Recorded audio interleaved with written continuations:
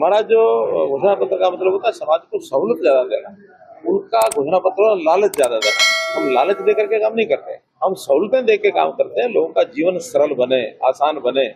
जो लोग, वही जमाना था कांग्रेस का कि परिवार के अगर 5 एडल्ट नागरिक होते थे तो पांचों लाइन में लगे रहते थे, कोई गैस की लाइन में, कोई राशन कार्ड की लाइन में, कोई तहसीलदार की लाइन में, कोई पटवारी के साथ पास खड़ा है, कोई थाने में खड़ा है। सब लोगों को इतना बिजी कर रखा था उन्होंने।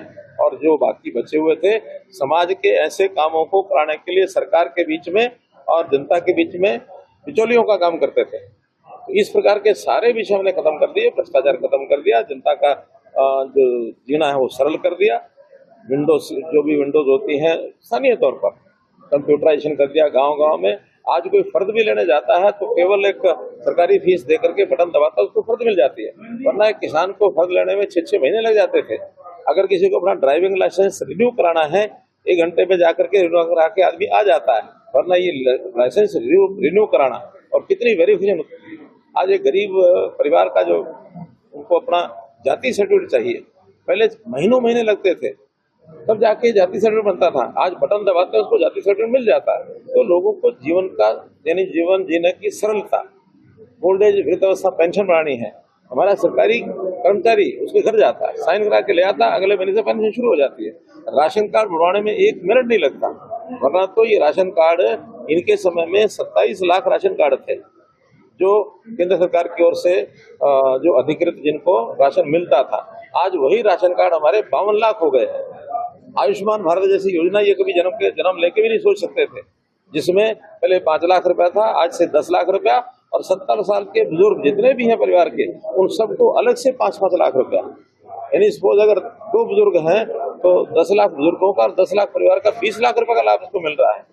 और आपकी जानकारी के लिए बता रहा हूँ, क्योंकि हमको तो आंकड़े सारे पता है। अभी पिछले 2 साल से जब से ये योजना चली आयुष्मान भारत, किसी का भी बिल 5-7 लाख रुपए से ज्यादा नहीं आता है पूरे परिवार का, साल भर का। जो सामान्य बीमारियां होती है, जो भी परिवार अच्छा है, भगवान करे कोई बीमार ना हो, लेकिन बीमारी हो भी जाए तो कोई इक्का दुक्का ऐसा होता है जो बहुत ही ऐसी किसी डिजीज से, ऐसी बीमारी से जो घातक बीमारी है, लाइलाज बीमारी है, उसका तो खर्चे की सीमा नहीं। लेकिन ये कोई 5,000 में से एक होती है। अन्यथा सामान्य बीमारियों का खर्चा 5 लाख 7 लाख होता है। जब हमें लगा कि 7 वाले को भी 5 मिलता है, 2 उसको पहले से भरना पड़ता है, तो उसको 10 कर दिया।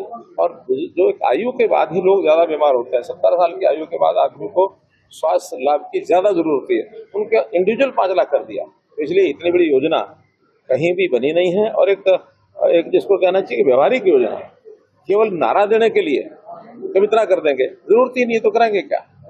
चाहे इसको 2 करोड़ कर दो, अल्टीमेटली जो आवश्यकता है वो तो 5-7 लाख रुपए की परिवार की आवश्यकता है, हमने 10 लाख कर दिया। नहीं, ये तथ्य है 1966 से ले आज तक जितनी बार भी सरकारें बनी हैं, अधिकांश समय जब भी लोकसभा का चुनाव पहले हुआ है, उसके बाद प्रदेश में भी उसी पार्टी का हुआ है। मैं उनके समर्थन की बात भी कर रहा हूँ कि 2004 में पहले लोकसभा का चुनाव केंद्र में आया और वो कांग्रेस की सरकार आई। आने के बाद में विधानसभा का हुआ तो किसकी आई? कांग्रेस की आई। ऐसे ही 9 में पहले कांग्रेस का लोकसभा का चुनाव हुआ, प्रदेश में किसकी आई? कांग्रेस की आई। 14 में पहले भारतीय जनता पार्टी की सरकार आई केंद्र में, हरियाणा में किसकी आई? भाजपा की। 19 में पहले केंद्र की सरकार आई, कहाँ? केंद्र में, और यहाँ उसके बाद भाजपा की आई। सो ही 24 में जब इनको पता लग गया है कि भारतीय जनता पार्टी, जनता को समझ गई है कि जब भारतीय जनता पार्टी की सरकार 24 में आई है तो इसका निश्चित रूप से प्रभाव ये हरियाणा के वोटर पर पड़ा है। और हरियाणा की जनता ने तय किया है कि हम तीसरी बार भारतीय जनता पार्टी की सरकार बनाएंगे। धन्यवाद। अगर आप ये वीडियो YouTube पर देख रहे हैं तो हमारे चैनल को सब्सक्राइब करें और बेल आइकन को दबाना ना भूलें। अगर आप Facebook पर ये वीडियो देख रहे हैं तो हमारे पेज को लाइक करें।